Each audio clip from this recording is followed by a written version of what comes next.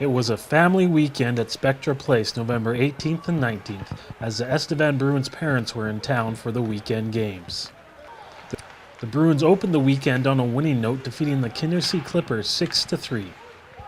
Despite doubling them up on the scoreboard, the game was back and forth all night long, and it was the Clippers who drew first blood only 1 minute into the game.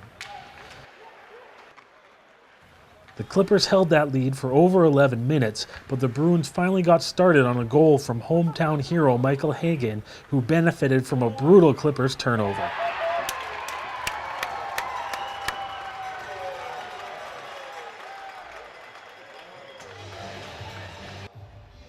Just over 2 minutes later, number 10, Taylor Reich, scored his 10th goal of the year to put the Bruins up 2-1.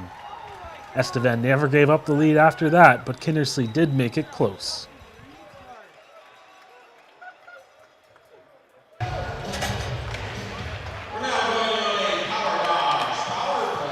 With 26 seconds left in the first period, Dylan Smith scored his first of the night on the power play to give his team a 3-1 lead at intermission.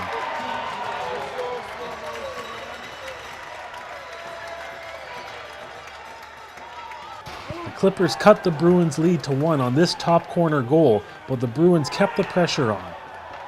Ben Johnston almost made an unbelievable play around the Clipper defender, and then Ryan Ostertag drew a penalty and the Bruins' power play went to work.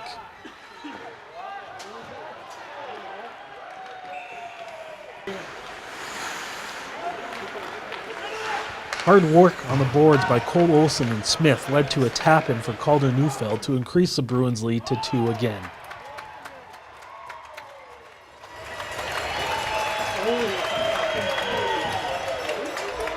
A minute later, the Bruins gave back that goal on an ugly turnover, and it was again a 1-goal game.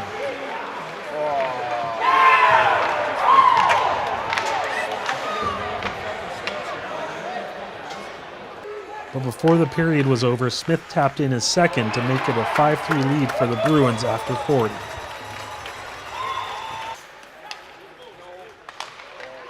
To cap off the night, Smith scored his third goal on a breakaway to earn his hat trick.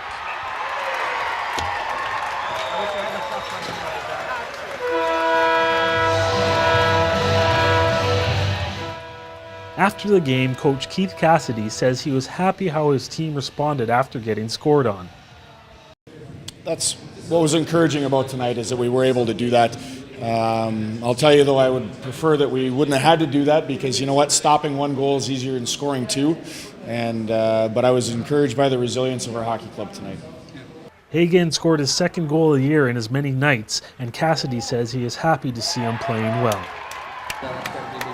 Well, if you can keep that pace up, I'll be tremendously happy. But yeah, no, I think it was just a matter of getting some confidence for him. And he's coming off a fairly significant injury, and we all know the kind of talent he has and what he can bring, and he's a great character kid. So if we can get him to continue on the way he's going right now and continue to add to his game, I think it's going to be impressive. Although the Bruins found a way to win, Cassidy says the team still has some work to do.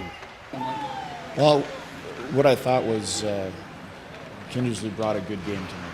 You know, they were hungry for a win, and there was no quitting them. They played physical, and I was impressed with that.